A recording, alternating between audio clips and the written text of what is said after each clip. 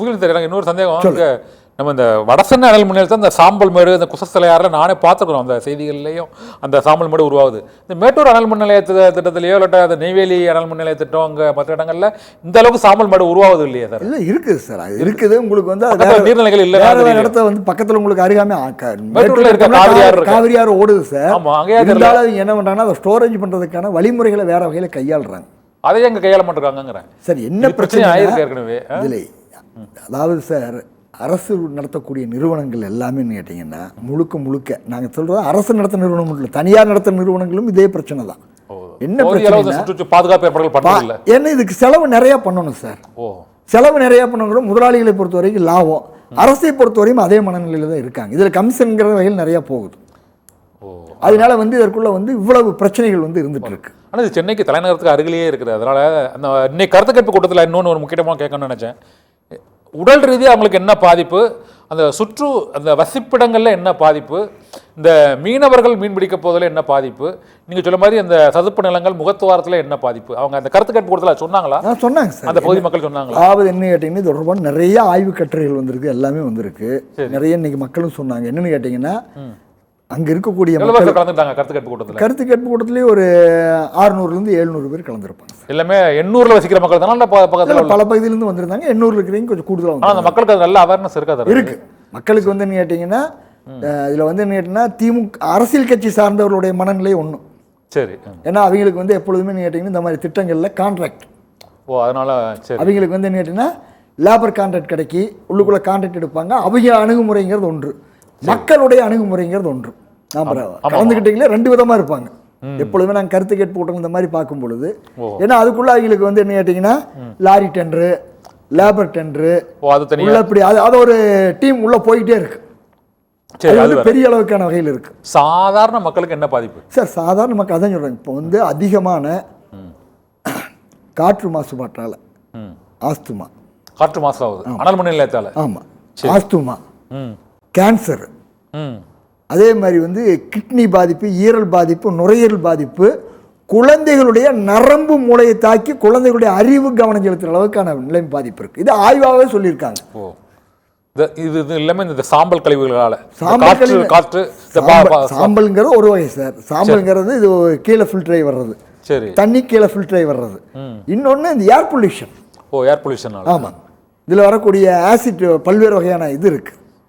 இடத்துல இந்த மாதிரி இல்லையா சார்? இங்க மட்டும் ஏன் இருக்கு? இந்த வடசென்னை அனல் மின் நிலையத்தை சுற்றி மட்டும் அந்த அளவுக்கு எல்லா பக்கம் அனல் மின் நிலையத்தோட இருக்கு. நாங்கள் எல்லா பக்கம் சொல்றதுன்னு கேட்டீங்கன்னா தமிழ்நாட்டுக்குள்ள அனல் மின் நிலைய கருத்து கேட்பு கொடுத்து நீங்க, நான் ஏன்னா உப்பூர் அனல் மின் நிலைய கருத்து கேட்பு நான் கலந்துருக்கேன் 2014. உப்பூர் தமிழ்நாடு அரசு நடத்தினது தான். 2 அனல் மின் நிலையம், 800 மெகாவாட் அனல் மின் நிலையம். இன்னும் அந்த கட்டுமான வேலை முடியல. இங்கதான் ராமநாதபுரம். சரி சரி, அதுலயும் நான் கலந்துருக்கேன்.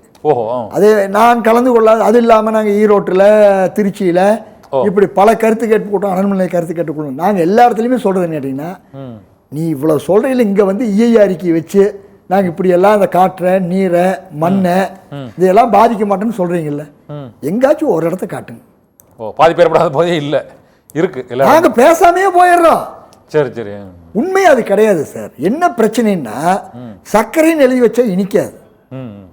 இங்கே பிரச்சனையை பொறுத்த வரைக்கும் அவர்களுடைய தன்மை எந்த நிலையில் இருக்குன்னு கேட்டிங்கன்னா, மக்களுக்கு வந்து ஐவாஸ் பண்ணுற வேலை இருக்க ஒழிய உண்மையிலுமே இதனுடைய பாதிப்புகள் என்ன, இதனுடைய நிலை என்ன, இதெல்லாம் எதுவுமே வெளிப்படுத்த மாட்டாங்க. பாதிப்பு வந்து பாதிக்கிறவங்க இங்கே இருக்கக்கூடிய ஏழை கூலி உழவர்களும் மீனவ மக்களும் விளிம்பு நிலை மக்களும் தான். நெய்தல் குடிக்கு வந்து மிக முக்கியமான இடம் அது. நீங்கள் வந்து இந்த தண்ணியை வந்து அதாவது சாம்பல் மட்டும் இல்லை சார், சுடு தண்ணியை அப்படியே கடல் விடுறாங்க சார், ஆற்றுல விடுறாங்க சார். சுடு தண்ணி ஆற்றுல விடும்போது மீன் எப்படி வாழும்? ஆமாம், எப்படி மீன் வாழும்? இதுதான் மிகப்பெரிய கேள்வி. இந்த கேள்விக்கு விட எங்க இருக்கு? அரசு அதிகாரிகள் என்ன சொன்னாங்க அந்த கருத்து? அரசு அதிகாரி அதாவது இது தொடர்பாக கிட்டத்தட்ட இந்த 2 ஆண்டுகளில் ஏற்கனவே சுற்றுச்சூழல் அமைச்சர் அந்த மெய்யநாதன் ஒரு 4-5 பேட்டி பல பத்திரிகைகள் கொடுத்துருக்காரு. சரி, அவர் வந்து என்ன சொல்றாருன்னா, இந்த அனல் மின் நிலையங்களுக்கு நாங்கள் போட்ட அபராதத்தை, மாசு கட்டுப்பாட்டு வாரியம் போட்ட அபராதத்தை அவங்க மெயின்டெனன்ஸ் பண்ணியிருந்தாவே ஏகப்பட்டதை ஒழுங்குபடுத்திருக்க முடியுங்கிறார். அப்படின்னா அவ்வளவு அபராதங்களை போட்டிருக்காங்க. இன்னொரு கொடுமை என்னன்னா சார், இது அரசு நிறுவனம் தான் சார். அரசு நிறுவனம் தான் சார், அபராதங்கள் கட்டுறது இல்ல. கட்டுறாங்க. நான் சொல்றேன் அவ்வளவு அபராதங்களுக்கு போடப்பட்டிருக்கு. ஆனா சீரமைக்கல, ஒன்லி அபராதம் மட்டும் கட்டிட்டு விதிகளை மீறி அவ்வளவு செயல்படுறாங்கிறது தான் பிரச்சனை. ஓ, இன்னொன்னு என்ன கேட்டீங்கன்னா அரசு நிறுவனமே அரசு விதிகளை மீறி செயல்படுது அதான் இந்த சார் அனல் மின் கொடுமை. நிலைய விவகாரத்துல மட்டும். சார் என்ன பிரச்சனைன்னு கேட்டீங்கன்னா ம், இன்னைக்கு வந்து இந்த அனல் மின் நிலையம் கட்டுறாங்க, ம், அதுக்கு பக்கத்துல 200 மீட்டர்ல ஆ, கண்ணகி நகர் மாதிரி ம். வீட்டு வசதி வாரியத்தில் 6700 வீடு கட்டியிருக்காங்க சார். அனல் மின் நிலையம் அருகிலேயே. அருகாமையிலேயே ம், 6700 வீடு. ஒரு வீட்டுக்கு 5 பேர்னா 35,000 பேர் சார். ஆ, இந்த காற்றை பூரா அவன் வந்து எங்க சென்னையில் எங்கெங்கேயோ மூலையில் இருக்கிற பூரா பிடிச்சி கொண்டு போய் அங்கே வச்சு ம், கண்ணகி நகர் செம்மஞ்சேரி மாதிரி கொண்டு போய் வச்சு அத்தனை பேருக்கு என்ன பண்ண போறாங்க? நோயாளி ஆக்க போறாங்க, கேன்சர் பேஷண்ட் ஆக்க போறாங்க, மாட்டுத்தன்மை ஆக்க போறாங்க. இதான் சார் நடக்க போகுது. அட, இந்த மாசு கட்டுப்பாட்டு வாரியமே சொல்லுது இந்த அனல் மின் நிலையம் வைக்காதீங்கன்ட்டு. ஓ, அவங்க சொல்றாங்க. ம், சார் இதுக்கான ஸ்டடி நிறைய இருக்குது சார். ஓ, நேராக இன்னைக்கு நாடாளுமன்ற உறுப்பினர் கனிமொழி அந்த ஸ்பாட்டில் போய் ஆய்வு பண்ணிட்டு வந்திருக்காங்க. ஆ, எங்க இங்கயா? ஆமாம், ஏற்கனவே ஒரு முறை. எண்ணூர் அனல் ஆமா. மின் நிலையம். சரி, அதே சரி. மாதிரி வந்து இப்போ நம்ம தமிழ்நாடு அரசு குழுவில் இருக்கிற ஜனகராஜன்லேருந்து பூவல சுந்தரராஜன்லேருந்து அங்கே போய் பார்த்துட்டு வந்து ஒரு ஆய்வு பண்ணி ஒரு ரிப்போர்ட் கொடுத்துருக்காங்க. ம், ம், பல ரிப்போர்ட் இருக்குது சார்.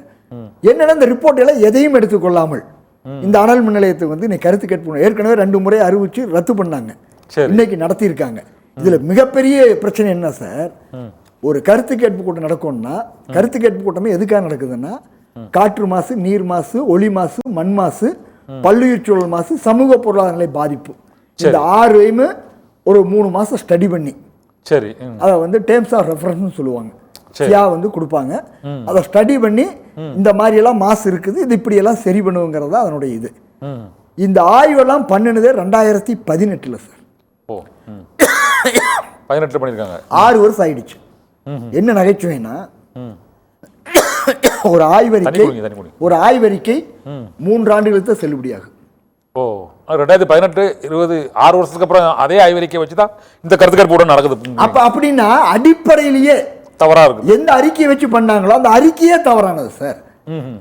இதையும் எல்லாரும் சுட்டி காட்டணும். சரி. என்ன பிரச்சனைன்னா இன்னொன்று என்ன கேட்டிங்கன்னா நேற்று வந்து ஒரு கருத்து கேட்பு கூட்டம் ஒரு 3 பெரம்பலூரில் வந்து சுண்ணாம்புக்கல் குவாரிக்கு அந்த 3 கருத்து கேட்பு கூட்டத்துக்கு அதனுடைய சுற்றுச்சூழல் தாக்க மதிப்பீட்டு அறிக்கையை வந்து விரிவான அறிக்கையை வந்து தமிழ் ஆங்கிலம் எல்லாத்துலேயும் தர்றாங்க. சரி. நாளை மறுதினம் சேலம் கெம்பிளாஸ்டில் வந்து 2 கருத்து கேட்பு கூட்டம் இருக்கு 23ஆம் தேதி. சரி. அதனுடைய அறிக்கை இணையத்தில் தமிழ் ஆங்கிலத்தில் போட்டிருக்காங்க. சரி. ஆனா அரசாங்கம் நடத்துற நிறுவனம் இது. ம். இந்த நிறுவனத்துடைய அறிக்கை 789 பக்க அறிக்கை சார். ஆங்கிலத்தில் இருக்கு, தமிழ்ல கிடையாது. தமிழ்நாட்டில் எல்லா திட்டத்துக்கும் தமிழ்ல இருக்குது இணையத்தில். மாசு கட்டுப்பாட்டு இந்த அனல் மின் வாரியம் நிலையம் இல்ல. இது கிடையாது. இதுக்கு இல்ல. காரணம் என்ன கேட்டீங்கன்னா சார், புரியக்கூடாதுன்னு நினைக்கிறாங்களா எல்லாத்துக்கும்? இந்த ஆபத்து புரியக்கூடாதுன்னு நினைக்கிறாங்களா? அப்படி நான் அதான் சொன்னேன். ஆ. உண்மையிலுமே கேட்டீங்கன்னா இதை நான் போராடி வந்தேன். இந்த அறிக்கை வந்து தமிழ்ல போட வைக்கிறதுக்கு தொடர்ச்சியா 15 வருஷம் போராடி இருக்கிறோம் சார். போராடி இந்த திமுக ஆட்சி வந்த பின்னாடி தான் நாங்கள் அதெல்லாம் போட வச்சோம். ஆனா இங்க வந்து ஏற்கனவே பேனா நினைச்சினதுக்கும் அப்படி பண்ணல. ஆ. அறிக்கையை வந்து தமிழ்ல போடல, அறிக்கையை இன்னைக்கு இந்த அறிக்கையும் தமிழ்ல போடல. ம், ம். இது மட்டுமல்ல, ஒரு 45 வகையான டிபார்ட்மெண்ட்களுடைய ரெஃபரன்ஸ் அதில் இருக்கணும், சரி. இணைப்புன்னு சொல்லுவாங்க. ம். ஆனா அது இல்லையா? அது இல்லையா? எதுவுமே கிடையாது சார். ம், ம். இப்படி எல்லாத்தையும் மறைச்சு பண்ணுவதற்கான நோக்கம் என்ன? ம், ம். வெளிப்படையான நிர்வாகம், வெளிப்படையான முறைன்னு சொல்லிக்கிட்டு ம். தமிழ்ல கிடையாது, அதனுடைய ஆவணங்கள் முழுக்க இணையத்தில் கிடையாது. இப்படி வச்சுக்கிட்டு பண்ண வேண்டிய தேவை அவசியம் என்ன இருக்கு? அப்போ இதற்கு பின்னாடி ஏதோ ஒரு பெரிய சதி இருக்கிறத நாங்கள் கருதுறோம். நீங்கள் வந்து இன்னைக்கு வந்து ஒரு அனல் மின் நிலையம்னா அனல் மின் நிலையத்துக்கு தேவை நிலக்கரி. ஆமா. இன்னைக்கு நிலக்கரிக்கு வந்து மிகப்பெரிய ஆளா அதானி போன்ற ஆட்கள்லாம் இருக்காங்க. சரி, சரி. இப்போ அவர்களுக்காகத்தான் இதெல்லாம் நடக்குதாங்கிற ஒரு கேள்வி இருக்குது. காரணம் வந்து என்ன கேட்டீங்கன்னா, மத்திய மாநில அரசுகள் இரண்டும் இணைந்துதான் அந்த சார் புதுப்பிக்கத்தக்க எரிசக்தியை பற்றி அரசு தொடர்ந்தும் பிரதமர் பேசுறாரு. தமிழக முதல்வர் போன வாரம் கூட காலநிலை மாற்றத்திற்கான குழு வச்சு பேசிட்டு இருக்காரு. ஆமா, ஆமா. அப்படி இருக்கும் பொழுது தமிழ்நாட்டுல இருந்து என்ன சார்னா, நம்ம தூத்துக்குடியில் உற்பத்தி பண்ற அனல் மின் நிலையத்தில் உற்பத்தி பண்றதும் சரி, மாற்று எரிசக்தியில் உற்பத்தி பண்ற கம்பெனியினுடைய மின்சாரம் கர்நாடகா போகுது சார். ஓ, வெளி மாநிலங்களுக்கு